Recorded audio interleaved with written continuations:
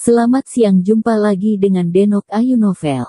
Bagaimana kabar sobat semua? Sebelum kita mulai cerita ini, ayo silakan subscribe, like, komen, share dan nyalakan loncengnya untuk mendapatkan notifikasi terbaru ketika Mimin upload videonya. Pada saat ini, di luar bangsal isolasi, Zhao Zongji memandang dengan cemberut di tempat tidur rumah sakit melalui kaca dengan alis mengerutkan kening, menutup matanya. Ye Qingmei dengan wajah yang menyakitkan, dan hatinya sangat rumit. Dan di belakangnya berdiri beberapa ahli penyakit dalam rumah sakit dan virus. Din, kita harus memulangkannya secepat mungkin. Jika ini terus berlanjut, jika virus menyebar ke staf medis di rumah sakit kita, konsekuensinya tak terbayangkan. Seorang direktur bertubuh gemuk menekan kacamata di wajahnya dan berkata kepada Zhao Zongji dengan sangat khawatir. Menyebar. Virus ini menyebar melalui darah. Selama tenaga medis kita tidak melanggar peraturan, bagaimana mungkin bisa tertular? Kata Zhao Zongji dengan wajah cemberut, tangan di belakang punggungnya juga diremas erat, dan jantungnya berkeringat. Direktur Chungqi ini sebenarnya benar. Jika ini terus berlanjut, maka akan sangat meningkatkan risiko staf medis mereka tertular virus, tetapi jika virus menyebar, maka dia akan menjadi sasaran kritik publik. Namun, ia percaya bahwa fasilitas medis rumah sakit mereka, pakaian pelindung yang dikenakan oleh setiap perawat adalah yang paling canggih dan terbaik di dunia, dan itu pasti dapat mengisolasi virus 100%. Bukan untuk orang lain, bahkan untuk Lin Yu, dia harus melindungi ketelitian Ye Qingmei. Din, begitulah, tidak ada dari kita yang bisa menjamin fakta. Ahli virologi lain dengan rambut putih tidak bisa membantu tetapi berbisik, agar aman, sebaiknya saya mengirimnya ke stasiun pencegahan epidemi kota. Kentut. Zhao Zongji menoleh dengan tiba-tiba dan berteriak kepada dokter berambut putih itu, di mana stasiun pencegahan epidemi kota? Jika Anda mengirimnya, menurut Anda apakah dia punya cara untuk bertahan hidup?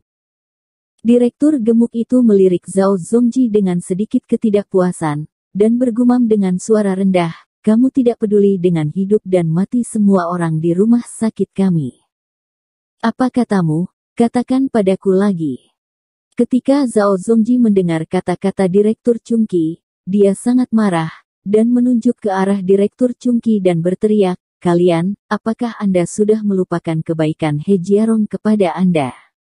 Jika bukan He Jiarong yang menyembuhkan kalian. Oke, putri dari keluarga He, kalian keluar dari rumah lebih awal untuk bertani. Karena ketika He Yanyan terluka di punggung ular berbisa, Direktur kelompok dokter ini datang. Menghadapi bisa ular He Yanyan, He Ziqin sangat marah. Dia menyebut mereka semua sampah dan mengancam akan membiarkan mereka semua gulung tempat tidur dan keluar. Kemudian, Lin Yu datang untuk menyembuhkan He Yanyan dan menyembuhkan penyakit, yang setara dengan menyelamatkan pekerjaan mereka. Orang-orang ini juga berterima kasih kepada Lin Yu pada saat itu, tetapi mereka tidak menyangka bahwa kerabat terdekat Lin Yu jatuh sakit. Sekarang, ketika kemungkinan infeksi sangat kecil, geng mereka dengan kejam meminta agar Ye Qingmei diusir dari rumah sakit. Mungkin terlalu berlebihan untuk menggambarkan mereka dengan wajah manusia dan hati binatang, tetapi mereka benar-benar dibebani dengan kata-kata tidak tahu berterima kasih. Wajah sekelompok dokter yang dimarahi oleh Zhao Zongji sedikit malu, tetapi mereka masih bergumam dengan enggan. Kita berhutang cinta padanya, tapi bukankah kita harus mempertaruhkan nyawa seperti ini? Bukannya kita memintanya untuk memintanya datang dan membantu putri keluarga He menyembuhkan bisa ular, kan? Dia jelas-jelas diundang oleh keluarga He. Bahkan jika dia berhutang cinta, keluarga He berhutang cinta padanya. Benar, kita sama sekali tidak berhutang padanya, jadi mengapa mempertaruhkan nyawa ini untuknya? Ya, saya sangat menuntut agar Ye Qingmei diusir dari rumah sakit.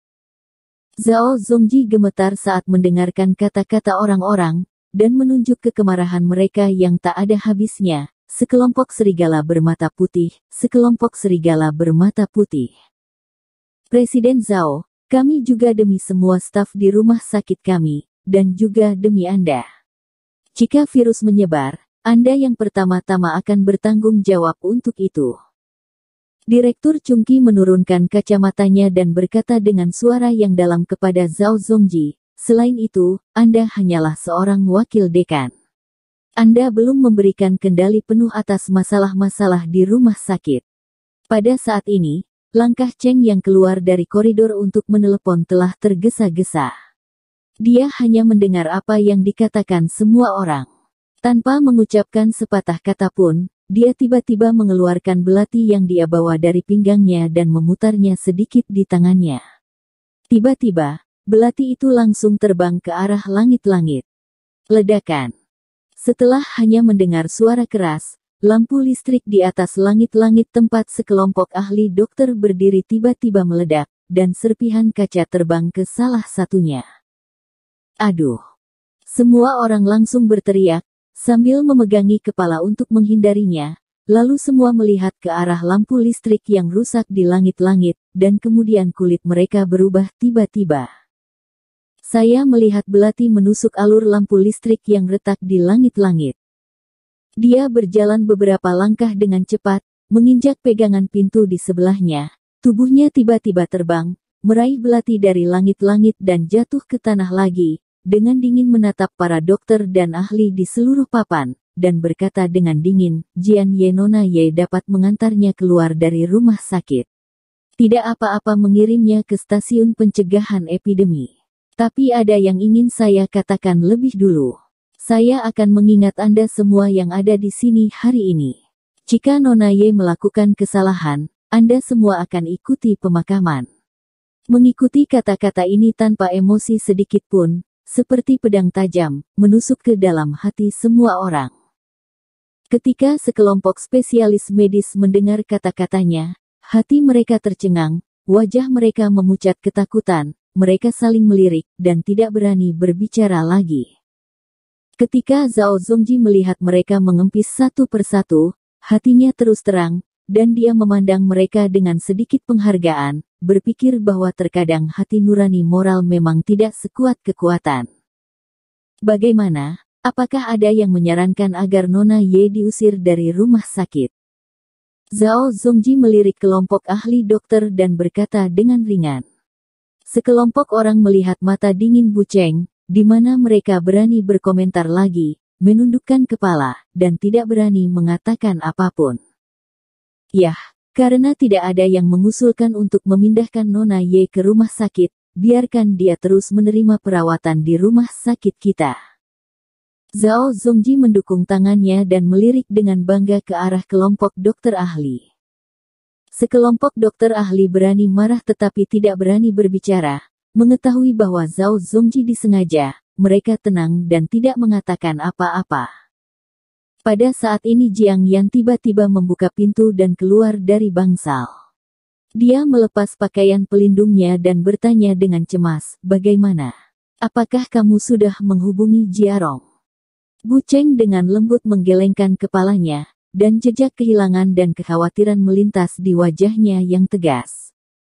Jiang Yan tiba-tiba gemetar ketika dia mendengar ini, dan bertanya dengan cemas, apakah karena sinyalnya tidak bagus? Tidak berhasil, kamu tidak meneleponnya beberapa kali. Pukul, aku sudah melakukannya beberapa kali. Bu Cheng mengerutkan kening dan berkata dengan dingin, tapi aku tidak bisa masuk sama sekali, dan aku belum membalas pesan teks apapun. Ketika Jiang Yan mendengar ini, dia terhuyung-huyung dan jatuh ke belakang. Untungnya, dia meraih gagang pintu di belakang dan tidak jatuh ke tanah. Dia tampak pucat dan gemetar di luar koridor, ini seharusnya menjadi sinyal. Oke, sinyalnya seharusnya buruk, dia tidak menerimanya. Faktanya, kata-kata Jiang Yan menipu dirinya sendiri. Daerah pegunungan di mana Lin Yu berada tidak memiliki sinyal yang buruk, tetapi jelas tidak terlalu buruk sehingga Anda bahkan tidak bisa melalui telepon atau mengirim pesan teks. Dan sudah 20 atau 30 jam sejak kemarin sore, Tidak peduli bagaimana Anda menelepon atau mengirim pesan teks, Lin Yu tidak menjawab sama sekali, seolah-olah dunia telah menguap. Dan sebelum kemarin sore, Lin Yu meneleponnya. Oleh karena itu, Jiang Yan tidak bisa membantu tetapi merasakan rasa takut, menebak bahwa Lin Yu terinfeksi virus atau sesuatu yang tidak terduga terjadi. Memikirkan hal ini, matanya menjadi hitam dalam semburan, dan kesedihannya akan menghancurkannya, tetapi alasan mengatakan kepadanya bahwa dia harus bertahan, dia harus menjaga Ye Qingmei, dan harus menunggu sampai Lin Yu kembali. Dokter Jiang, kamu baik-baik saja. Setelah melihat ini, Zhao Zongji bergegas untuk membantu Jiang Yan, dan dengan lembut menghiburnya, kamu juga tahu kemampuan Dr. He. Dengan kemampuannya, dia pasti akan baik-baik saja, jangan khawatir. Jiang Yan mengerutkan bibirnya, mengangguk dengan penuh semangat, dan berkata dengan lembut, Din Zhao, terima kasih. Baru saja ketika Zhao Zongji sedang berdebat dengan kelompok dokter ahli ini, dia juga samar-samar mendengar beberapa kata di bangsal, mengetahui bahwa kegigihan Zhao Zongji lah yang membuat Ye Qingmei dapat tinggal, jadi dia sangat berterima kasih kepada Zhao Zongji. Sama-sama. Zhao Zongji mendesah pelan dan menghela nafas, aku sangat berhutang budi pada dokter. Dia, hal kecil ini bukan apa-apa. Siapa di antara kalian yang jadi pemimpinnya? Tiba-tiba, terdengar teriakan yang dalam dari koridor, diikuti dengan suara sepatu kulit keras yang menghantam tanah. Zhao Zongji dan Jiang Yan mendongak bersama-sama, dan melihat sekelompok orang berseragam berjalan di ujung koridor. Orang-orang di sebelah kiri dapat dikenali dengan baik dan mereka mengenakan seragam polisi, sedangkan seragam di sebelah kanan adalah dengan kata-kata pencegahan epidemi. Saya wakil dekan ini. Zhao Zongji melihat warna kulit orang-orang ini berubah, dan buru-buru menyapa mereka, dan bertanya dengan bingung, kamu adalah? Kami dari Biro Pencegahan Epidemi Kota. Seorang pria berwajah lebar berseragam dengan kata-kata, anti-epidemi, menunjukkan idnya dan memandang Zhao Zongji dan berkata dengan dingin, saya mendengar bahwa rumah sakit Anda secara pribadi menerima pasien yang terinfeksi virus mematikan. Bersambung. Terima kasih kepada kalian yang telah menonton video ini. Jangan lupa tekan tombol subscribe-nya dan nyalakan notifikasinya untuk mendapatkan video-video seru lainnya dari Denok Ayu Novel.